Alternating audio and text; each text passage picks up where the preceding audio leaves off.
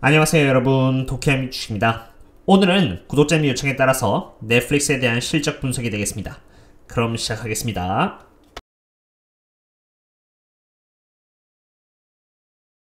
넷플릭스 실적이 오늘 새벽에 발표가 되었고요. 실적이 발표가 되고 나서 508.25달러였던 주가는 20% 하락해 이렇게 406달러까지 바로 추락해버렸습니다. 실로 엄청난 하락이었다고 생각이 되는데요.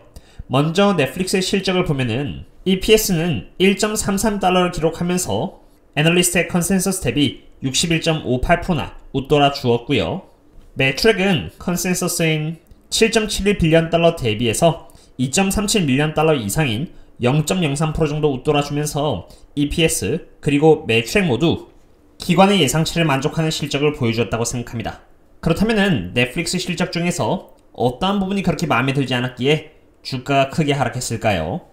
넷플릭스의 경우 EPS나 매출액의 실적도 중요하지만 넷플릭스의 실적은 단순하게 얼마나 많은 시청자들을 유치했느냐 마냐에 따라서 달라집니다. 그러므로 시청자의 성장률을 꾸준히 관찰하는 것이 매우 중요한 것이죠. 넷플릭스는 이번 분기 때 828만 명의 시청자들을 전 세계적으로 확보했는데요.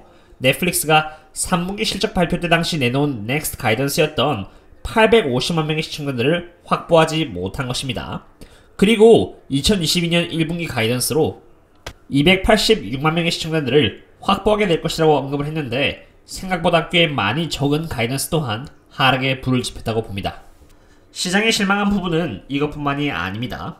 넷플릭스는 성장주인 만큼 시장에서 중요시 생각하는 것은 매출 성장률인데 시장은 2022년 1분기 실적으로 이렇게 13.49%를 매출 성률로 기대했다면은 넷플릭스는 2022년 1분기 매출 성률을 10% 잡았다는 것입니다.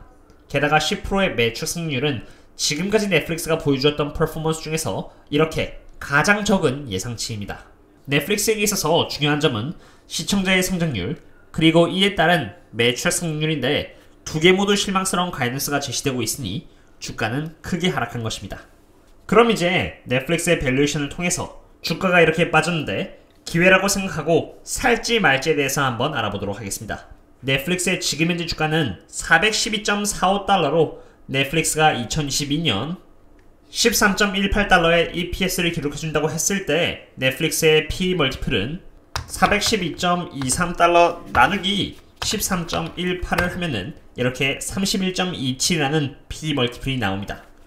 이제는 31이라는 PE 멀티플이 과연 적합한 멀티플인지를 알아봐야 하는데요. 넷플릭스는 2021년 76%라는 높은 EPS의 성장률을 2022년에는 22.78%, 2013년에는 29.20%의 EPS 성장률을 기록할 기업으로 앞으로 2022년 그리고 2013년만 봤을 때 약 27.33% 정도 성장한다고 볼 수 있는 것이죠.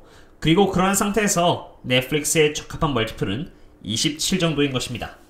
그리고 그런 것을 봤을 때 오늘 20% 가까이 주가가 떨어져 400달러까지 왔을지언정 여전히 PE 멀티플은 2012년 기준 31 정도이기 때문에 저평가라고 할 수는 없는 것이죠. 그리고 넷플릭스의 PE 멀티플이 27이 됐을 때 주가는 약 359달러 정도로 359달러 정도까지 진입을 하게 된다면은 그때 포지션을 잡아놔야 할 것 같습니다. 제가 개인적으로 넷플릭스에 관해서 보수적인 입장을 고수하는 이유는 밸류에이션 말고도 다른 이유가 있습니다. 우선 넷플릭스는 최근 이렇게 가격을 올렸는데요. 문제는 이로 인해서 HBO Max와 비교가 되기 시작했다는 것입니다. HBO Max는 새로 유입된 시청자들을 대상으로 해서 이렇게 20% 정도로 할인해주고 있어 with ads는 7.99달러 그리고 without ads는 11.99달러의 서비스를 제공해주고 있습니다. 참고로 ads는 advertisement 광고입니다.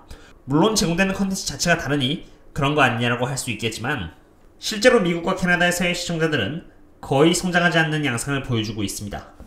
유럽과 중동 그리고 아시아권에서의 시청자들은 그나마 빠르게 늘고 있긴 하지만 average revenue per membership은 미국과 캐나다에서 가장 높은 수치를 보여주고 있는 만큼 아시아나 유럽 쪽은 미국과 캐나다와는 비교가 되지 않습니다.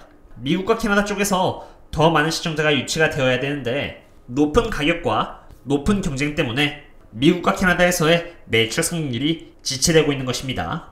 그런데 그나마 다른 지역 쪽에서 이제 성장하기 시작하는 것이니 과거만큼은 상대적으로 빠르게 성장할 수는 없게 된 것이죠.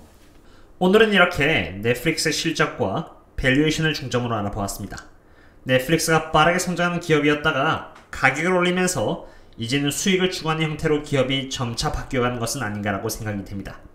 실제로 넷플릭스의 매출 성률은 이제 10%대로 과거에 비해서 크게 둔화된 모습을 보여주기 시작했다는 게 전조현상이라고 생각이 됩니다.